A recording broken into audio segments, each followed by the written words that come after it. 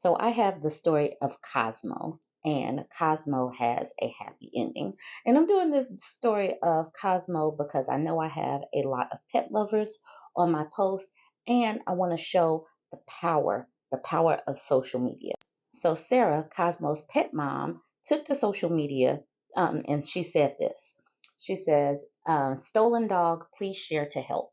If you know me, you know how much I love my dog Cosmo and everything we do together, from volunteering to hiking to couch napping. Unfortunately, my soon-to-be ex-husband, Robert William Harvey, also knows that. We separated last year, but in March 2024, he flew cross country, broke into my home in Maryland, stole Cosmo, and drove him back to his home in Olympia, Washington. I was granted a full protective order against him on April 8th, 2024, and he was also ordered to immediately surrender my dog to Animal Services in Thurston County. Instead, as of April 11th, 2024, it appears he's taken Cosmo and gone on the run. I'm so beyond devastated and also terrified for my dog's safety. Rob claims to love him, but has none of his meds or vet records or any way to care for him long term, as he has been unemployed for years at this point. I'm so hoping the internet can help me find them. Rob is about 6'1", 270 pounds, currently clean shaven, but with longer hair than pictured. Cosmo is a reddish brown. Okay, so now she is just giving the information. And then people started posting for Sarah. Sarah's one of my closest friends. She started posting the Instagram. And then someone actually reached out to me because, obviously you want to put this in the hands of people that can create content. Now, I am a little slow. By the time by the time that I got to this story, it had already been resolved. But it's important to talk about these things because social media is so powerful. Like this woman says, my friend of over 20 years, Sarah, separated from her husband of 15 years, feels so weird being closer to 40 now, but he, just like a lot of dudes, lost it during the pandemic.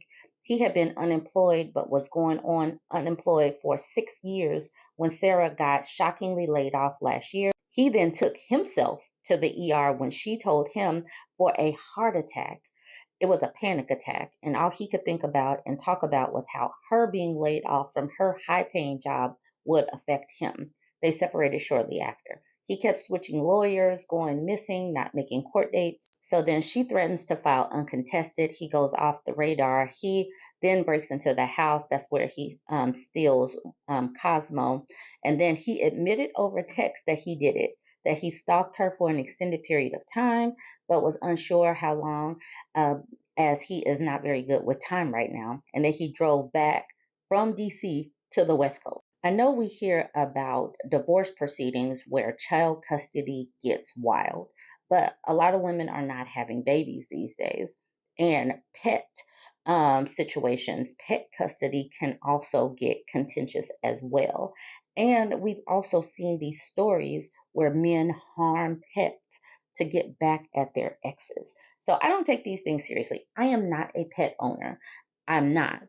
But I do understand how these people operate and how they take something. I don't care if a person is taking your collection of yarn. I do not care. Some of these people are doing it to be malicious and to be hurtful. So, we have to talk about these things. And I am sharing this because it was a happy story. And sometimes we need to see these stories where this woman, Sarah, she is happy. She says, reunited thanks to all your shares and the hard work of Thurston County Joint Animal Services. I have my puppy back. We need happy stories someday, some days where you can see a pet owner happy to have her dog back and happy to have things resolved without heartbreak.